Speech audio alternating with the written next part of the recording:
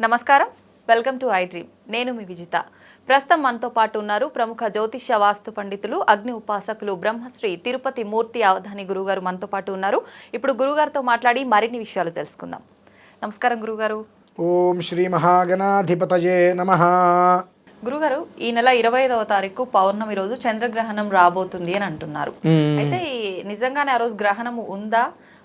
ఈసారి వచ్చే ఈ గ్రహణానికి చాలా ప్రమాదకరమైన పరిస్థితులు ఏర్పడబోతున్నాయని కూడా చెప్తున్నారు.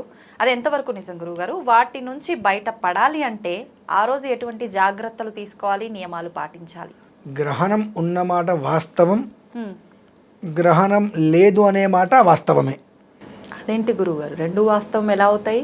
ఇప్పుడు మన దేశానికి లేదు గ్రహణం. ఓకే. అసలు మన దేశానికి గ్రహణ ఛాయ కూడా లేదు, కానీ గ్రహణం ఉంది కాబట్టి వాస్తవం. మనకు లేదు కాబట్టి వాస్తవం. లేని దానికి నియమాలు ఎక్కడి నుంచి వస్తాయండి? నేను చూసా, ఈ నక్షత్రం వాళ్ళకి ఇది బాగుంటుంది, వీళ్ళకి ఇది పట్టబోతుంది అనుకుంటారు, అనిపించింది. అసలు గ్రహణమే లేదు మనకు. భారతదేశానికి ఎక్కడా కూడా ఒక ఛాయ కూడా, నీడ కూడా గ్రహణానికి సంబంధించింది లేదు. లేని దానికి ఎలా ఈ నక్షత్రం వారికి ఈ ప్రమాదాలు ఉన్నాయి, ఇది చేయండి అని ఎలా ఆపాదిస్తున్నారు అని అంటే, వాళ్ళు ఆపాదించేస్తున్నారు. అంటే వినేవాళ్ళు ఉన్నారు కదా. అంటే ఎవరో ఒకళ్ళకి వెర్రి వెంగళప్ప కావాలి. నేను అంటున్నాను కదమ్మా. ఎందువల్లంటే పంచాంగంలో స్పష్టంగా ఈ గ్రహణానికి మనకు ఎలాంటి సంబంధము లేదు.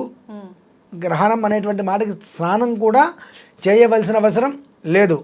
కాకపోతే మనకు అనాది నుంచి గ్రహణం పట్టు విడుపు స్నానాలు అనేటువంటిది ఆచరణలో ఉన్నాయి కాబట్టి సెంటిమెంట్గా ఫీల్ అయితే చేయండి, మినహాయిస్తే స్నానంతో కూడా సంబంధము లేదు అనేటువంటిది చెప్పబడింది పంచాంగంలోనే. అంటే ఆ నమ్మకం ఉంది అని నమ్మే వాళ్ళని స్నానం ఆచరించాలి. ఒకవేళ ఆచరించాలి అంటే ఎట్లా ఆచరిస్తారు గురుగారు? సమయం గ్రహణం సమయం ఉంది, ఆ గ్రహణ సమయం అందులో ఒక సమయం అనేది ఉంటుంది. ఏ సమయానికి ఉంటుందో ఆ సమయానికి స్నానం చేయటం.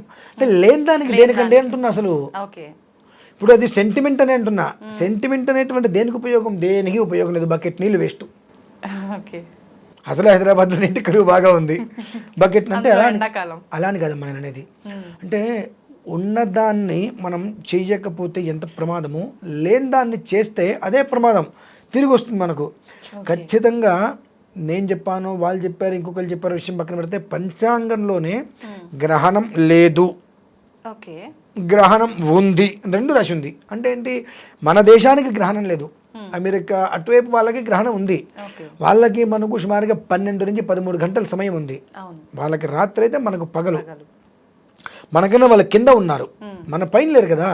మనకన్నా వాళ్ళ కింద ఉన్నారు. గ్రహణ స్థితి అనేటువంటిది మనకి ఏ కోశాన లేదు అన్నప్పుడు దాని గురించి మనం ఎందుకు ఆలోచించాలి? పోనీ వాళ్ళు మనకన్నా పైన ఉన్నారంటే వాటర్ అనేటువంటిది పల్లాన్ని చూస్తుంది కాబట్టి ఆ ఒక్క నీడ మన మీద పడింది అనుకోవచ్చు. అసలు లేదు కదా. మనం ఎత్తులో ఉన్నాం, వాళ్ళ కింద ఉన్నారు. ఉన్నప్పుడు ఈ నీళ్ళు ఎంత ఎత్తైనా కిందకి రావాల్సిందే మళ్ళీ, అంటే పైకి పడవు. దాని గురించి అసలు ఆలోచించాల్సిన అవసరం ఏముందండి? చిన్న లాజిక్.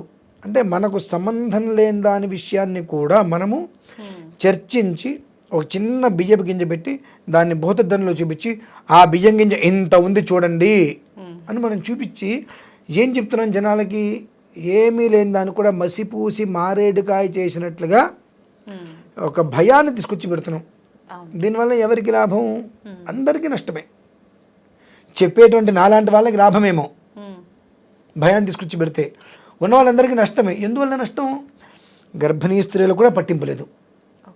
గర్భిణీ స్త్రీలకే పట్టింపు లేదంటే నాలాంటి వాళ్ళకి, మీలాంటి వాళ్ళకి పట్టింపు ఎందుకు ఉంటుంది? ఇంకా సహజంగా గ్రహణంలో వాళ్ళు జాగ్రత్తగా ఉండాలంటారు. అటువంటి వాళ్ళకే సంబంధం లేనిది ఇది.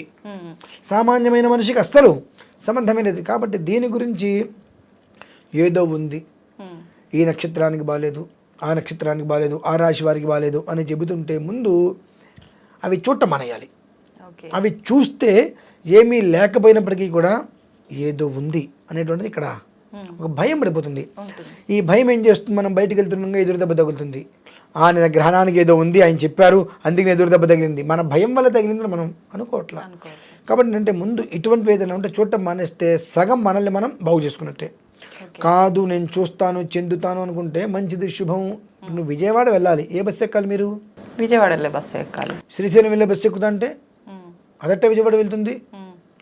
మీరు ఎక్స్ప్రెస్ ఎక్కండి, ప్యాసింజర్ ఎక్కండి, లేదంటే ట్రైన్ ఎక్కండి, ఫ్లైట్ ఎక్కండి, కార్ ఎక్కండి, విజయవాడ వెళ్ళేది ఎక్కితే మీరు విజయవాడ వెళ్తారు. అంతే. కానీ సూపర్ ఫాస్ట్ ఎక్స్ప్రెస్ అని చెప్పి నేను కాకినాడ వెళ్ళేది ఎక్కుతాను, కాకినాడ కాదు తిరుపతి వెళ్ళేది ఎక్కుతాను, లేదంటే ఇంక శ్రీశైలం వెళ్ళేది ఎక్కుతాను అంటే అది విజయవాడ ఎందుకు వెళ్తుంది అంటే ఆలోచన. చాలా వేగంగా వెళ్తుంది బస్సు అంటే ఎంత వేగంగా వెళ్ళి విజయవాడ వెళ్తుంది కదా. వెళ్ళరు. అందుకనంటే మన ఆలోచన అనేటువంటిది ఎంతవరకు ఎటు ఉండాలి. గ్రహణం మన భారతదేశానికి లేదు. లేని దాని గురించి అపోహలు తీసుకొని ఏదో భయపడి ఏదో చేసి కొత్త కొత్త సమస్యను మాత్రం తెచ్చుకోవద్దు. అంటే సమస్యను తెచ్చుకోవటం ఏంటండి, లేనిదాన్ని ఆచరిస్తే సమస్యగా వచ్చేది అసలు లేదు. దాన్ని ఏదో ఆచరిస్తూ అంటాం. ఆ లేనిదాన్ని ఆచరించావు అంటే ఆచరణకి అర్హత లేనటువంటి దాన్ని నువ్వు ఆచరించావు అంటే అది కొత్త సమస్యను తీసుకొచ్చినట్టే కదా. ఆచరణకి అర్హత ఉన్నాయి ఏంటవి, అసలు నీకు సంబంధం లేదు, పట్టించుకోకర్లా. నువ్వు ఉదయం లేచావా, టిఫిన్ చేసావా, టీ తాగావా, ఆఫీస్కి వెళ్ళావా, భోజనం చేసావా, రాత్రి ఇంటికి వచ్చావా, తిన్నావా, పడుకున్నావా, నిత్య జీవితంలోనే ఆ రోజుగా అలానే ఉండు. నీకు శంక ఉంది, శంక ఉన్నప్పుడు భగవాన్ నామస్మరణ చేసుకో. ఆ శంకతో చేసుకోవద్దు. నువ్వు శంకతో చేసుకుంటే ఉపయోగం లేదు. నిత్యం నాకు ఎందుకు భగవాన్ నామస్మరణ చేసుకుంటాను కాబట్టి ఇప్పుడు కూడా చేసుకుంటాను అని చేసుకో. అంటే గ్రహణ ఛాయలు ఉన్నాయేమో, అవి పడతాయేమో అంటే దీనికి చిన్న కథ చెప్తానండి. ఒకతను బ్రహ్మదేవుడి కోసం తపస్సు చేశాడు. అంటే ఇటువంటి వాళ్ళకి చాలా ఉపయోగపడుతుందండి. బ్రహ్మదేవుడి కోసం తపస్సు చేశాడు. 1000 సంవత్సరాలు చేశాడండి. మన ఆ సామాన్యమైన మనవుడు చేయలేడు కదా.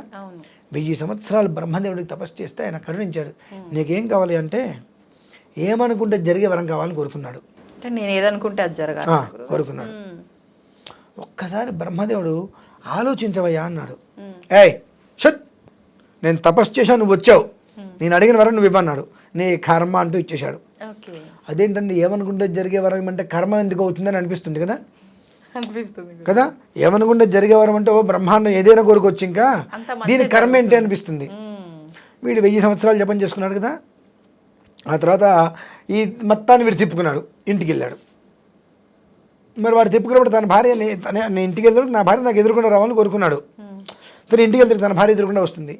ఆమె కూరలు విరబోసుకుని ఉంది, తెల్లటి చీర కట్టుకుంది. ఆమెను చూసి అది దయ్యమేమో, నన్ను మింగేస్తుందేమో అనుకున్నాడు. అయిపోయింది. ఆయన జాగ్రత్తగా ఆలోచించిన ఆయన నువ్వు అన్నాడు. ఇప్పుడు మీకు కూడా డౌట్ వచ్చింది, ఎందుకు ఏమనుకుంటే జరిగే గొప్పది కదా అని అనుకున్నారు మీరు. అనుకోగానే నా భార్య నాకు ఇంట్లోకి వెళ్ళగానే ఎదురుకుండా రావాలని కోరుకున్నాడు. వాడు ఇంటికి వెళ్తాడు, తన భార్య ఎదురుకుండా వచ్చింది. అక్కడ తెల్ల చీర కట్టుకొని తను కోరుకున్నాడు, తెల్ల చీర కట్టుకోవాలి, కుర్రులు గాల్లోకి ఎగురుతుండాలని కోరుకున్నాడు. సడన్గా చూడంగానే దయ్యమేమో నన్ను మింగుతుందేమో అనుకున్నాడు. ఆవిడ దయ్యమైంది, వీడిని మింగేసింది. వీటి 1000 సంవత్సరాలు తపస్సు చేసి ఏంటండి ఫలితం? అలా నీది కూడా అమ్మ. అంటే చెప్తే నవ్వులాటగా ఉంటుంది, కానీ అనవసరమైన దాంట్లో వేలు పెట్టి అది తలకి చుట్టించుకునే దానికన్నా నమస్కారం చేసుకుని పక్కకి తిప్పుకోవడం చాలా శ్రేయదాయకం. అది పరిస్థితి. మొత్తానికి గ్రహణ ఛాయలు ఎక్కడ కూడా మన భారతదేశం పైన లేవు, నియమాలు అవసరం లేదు, భయపడాల్సిన అవసరం అంతకన్నా లేదండి. ఓకే, థ్యాంక్ యూ గురువు గారు.